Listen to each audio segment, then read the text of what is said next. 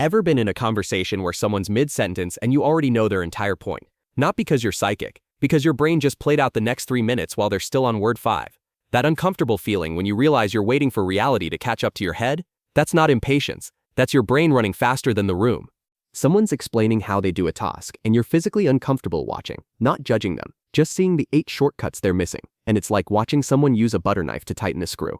Your brain doesn't just notice inefficiency, it feels it, like nails on chalkboard. You've probably fixed systems at work nobody asked you to touch, reorganized processes people didn't know were broken. That's not you being controlling, that's your brain treating waste like physical pain.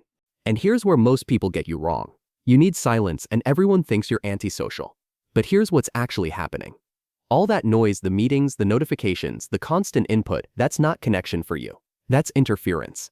Your brain is trying to process 17 open loops from breakfast, and every new sound is another tab opening.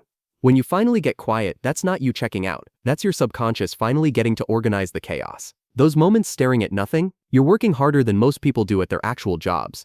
But here's the part that'll make everything click. What everyone calls overthinking in you isn't overthinking at all. When someone pitches an idea, normal brains go yes or no.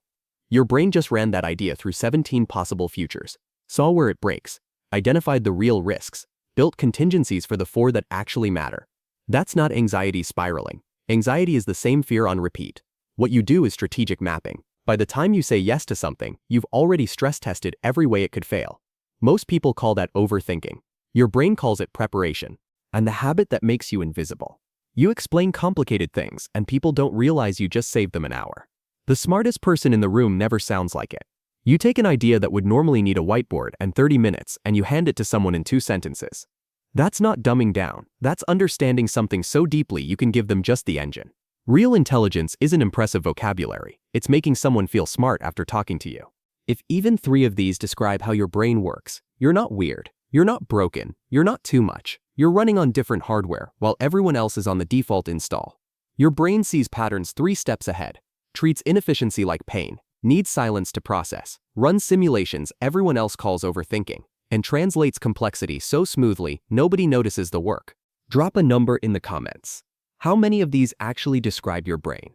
Because there are way more of us running on different operating systems than anyone admits.